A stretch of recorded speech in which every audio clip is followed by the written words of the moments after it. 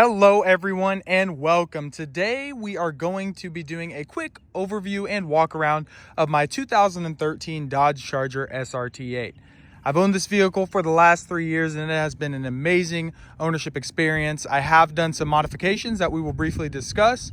And so we'll go ahead and get started. Starting out with the front of the vehicle, I really love the design that Dodge went with the front end of this car. I love the aggressive front bumper with that built-in lip that protrudes out, along with that hood with the sculpted power bulge, coupled with the aggressive side skirts and the aggressive rear bumper and spoiler. I think that they did a fantastic job distinguishing the SRT8s from the other regular Chargers in the lineup. Now this vehicle is fully equipped with all of the options that were available in 2013. So you can notice that it does have the adaptive cruise control sensor right there in the front grille.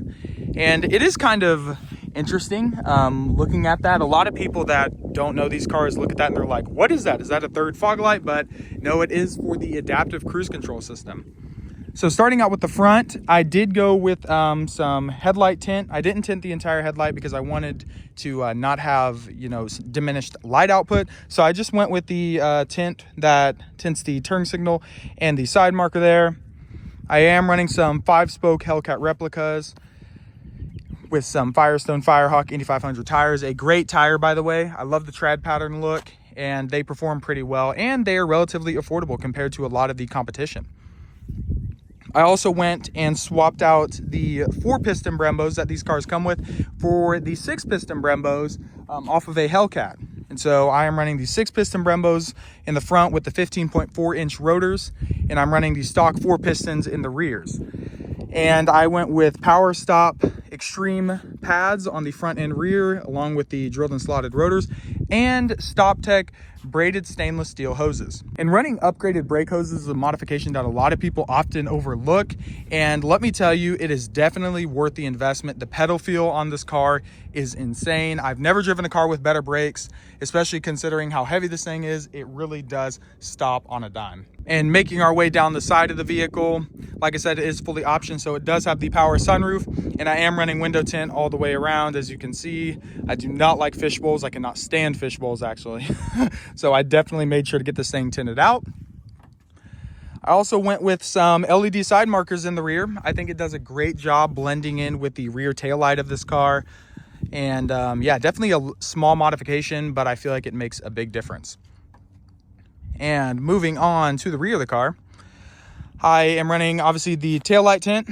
I just went with the insert that covers the middle of the taillight because, again, I did not want to cover the entire thing and risk, having a diminished light output. And also, I kind of like the look of it. It resembles the newer 2015 to 2023 Charger taillight, so that's kind of why I went with it.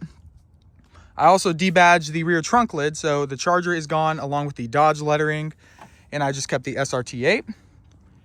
I'm also running a more aggressive rear diffuser with some 5-inch exhaust tips from Carvin. I also forgot to mention that I am running some 305/35 20s in the rear and 275/40 20s in the front. A great staggered setup. It really gives this car a great stance and the fitment is pretty good.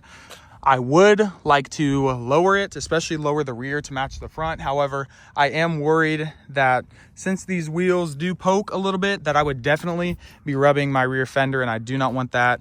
And I'm not sure if I'd really want to roll the fenders. I've seen a lot of people try to roll their fenders and it go horribly wrong, and I'm not sure that that's something I want to risk, especially with this car being in the shape that it's in. And moving back to the front, I did forget to mention that I am running some LED headlights and some LED fog light bulbs.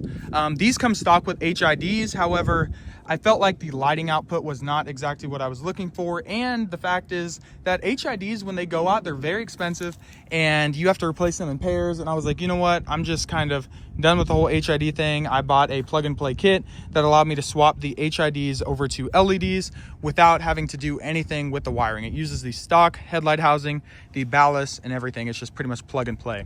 All right, and we'll go ahead and open this thing up and check out the interior. This does have the keyless entry, so basically you put your hand behind the door handle and it'll automatically unlock for you. This car is equipped with the black on black interior. I would have loved the peanut butter interior, but it's super rare for these years. However, I do like the black on black as well. It's leather, and it has the Alcantara suede inserts in the middle with matching white stitching. And we also have the suede in the door panels as well with the matching white stitching, which I really like the suede in the door panels because only the SRT8s receive the suede door panels. And we'll go ahead and climb in here and check out the cockpit. That's what I like to call it. So it does have the 3-spoke SRT thick bolstered steering wheel with SRT engraved right there. This is actual aluminum, so it's very nice feeling. It's a great steering wheel to hold. It has the aluminum paddle shifters on the back as well. And yeah, this was also only available on the SRT8s for these years, unless you got one of the 100th anniversary edition Chargers that came out in 2014. We also have the 19-speaker Harman Kardon sound system, which is a great sound system. I love the way that it sounds. We have our heated and cooled cup holders. This is kind of my party trick. Whenever I'm giving someone a ride in the car, they love the fact that this car has heated and cooled cup holders. It was only available on the 11 to 14 Chargers and 300s, and I'm not sure why Dodge discontinued them in 2015. I kind of forget about them sometimes. However, it is a nice feature, and they actually work pretty well. We also have our perforated leather shift knob that controls the good old 5-speed NAG1 transmission. We have our climate controls there, and then we have the good old 8.4-inch Uconnect display. We also have our SRT8 specific gauge cluster with the SRT8 font going up to 180 miles an hour. We have our power sunroof. Forgot to mention that these seats are heated and cooled. And the rear seats are heated as well. And we'll go ahead and power on our accessories. That way we can kind of check out some of the features that this car has, specifically in the Uconnect and the SRT Performance pages. This thing has about 77,000 miles on it, about to be 78,000, which isn't too bad for a 2013. So yeah, it does have Bluetooth, of course. And we'll go into our SRT Performance pages. You do have sport mode and track mode, which is a distinguishing feature between the 2012s versus the 2013s and 14s. Only the 2013s and 2014s received track mode, whereas the 2012s only received sport mode. So when you go in here, we have our timers here, you know, your 0 to 60, 8th mile ET, 4th quarter mile, and your braking distance, all that good stuff. We have our G-forces, we have our gauges. For the most part, whenever I'm driving around, I kind of keep it in the gauge 2 setting. That way I can see the most parameters and know exactly what the car is doing when I'm out driving around. You have your dynometer, sorry. Your dynometer basically says how much power the car is making, the torque, and your oil pressure as well. You have your handling, a few other things. You have settings. And again, here's our climate screen. This steering wheel is heated. I forgot to mention that. Yep, heated and ventilated seats, heated wheel, sport and track mode. Already discussed that, yeah. And so honestly, this is a great infotainment system. It's very responsive, and honestly, interestingly enough, the older Uconnect I found is more responsive than the newer Uconnect. I've kind of found that a lot of the newer Uconnects are a little bit more laggy, whereas this one, I mean, it's right on it. As soon as you tap something, it goes. There's really not a whole lot of lag behind it. Whereas when you look at the newer Uconnects, for some reason, they got kind of laggy, and I'm not sure why that is. And moving on to our gauge cluster. So a lot of the things that are in the Uconnect carry over to our gauge cluster. So you can display your speed, your trip info, and you can do check your tire pressure, vehicle info, your oil pressure. Basically, a lot of the things are carried over from the Uconnect. Same thing with some of the SRT pages. You know, you want to do your 0 to 60, your quarter mile, 8th mile, all that good stuff. It's also can be had in the gauge cluster.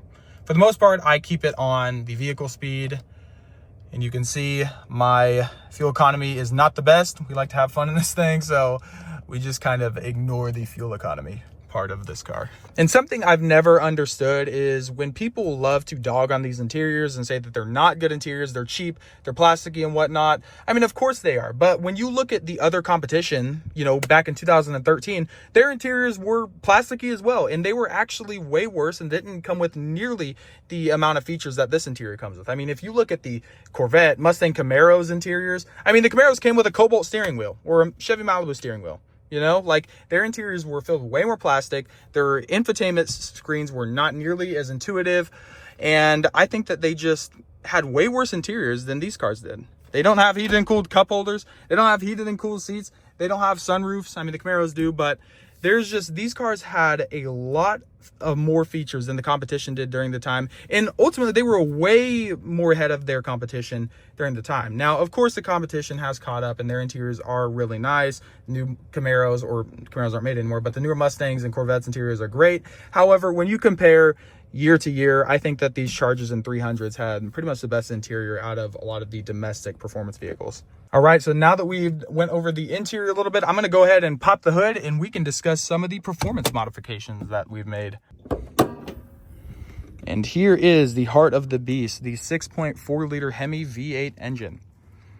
So like I said, this thing has about 77,000 miles on it, and I went ahead, so I wasn't paranoid all the time, and preemptively had the cam and lifters done in this thing. So I went with some Hellcat non-MDS lifters, OEM, with some AAD billet lifter trays. And the reason why I went with those lifter trays is because I've found in a lot of the forums that sometimes the lifters in these things will actually rotate in the lifter tray, and it will start chewing down that camshaft without you even knowing it. So I didn't want that to happen, so I went ahead and did the billet aluminum lifter tray. And we also went ahead and upgraded the oil pump to an OEM Hellcat oil pump, which has more oil volume at idle and all throughout the RPM range, which is speculated to help with the lifter issues that these engines sometimes face. And considering I went with the Hellcat lifters as well, I did do an MDS delete, so it does not have the cylinder deactivation. So this thing is tuned as well, tuned on 93.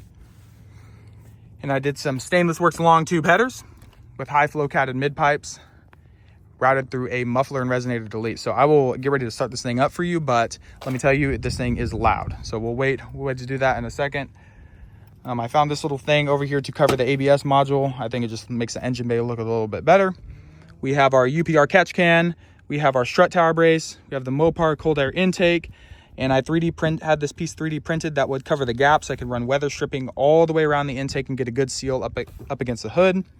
And I also kind of made my own little Hellcat air snorkel. So I got some ducting from AutoZone and ran it and cut a hole in the radiator shroud. So right behind this SRT badge, that pipe is sticking out, basically collecting as much cold air and feeding it into this intake. And as I promised, we'll go ahead and remote start it. That way you can hear it start up.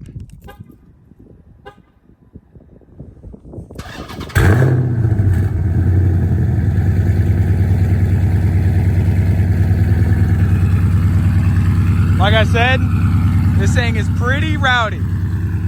However, I do love the sound of it. So yeah, we got those stainless works long tube headers, high flow cat and mid pipes, routed through a muffler and resonator delete. So behind them cats, there's nothing deadening the sound. But I'll tell you, this thing does sound great.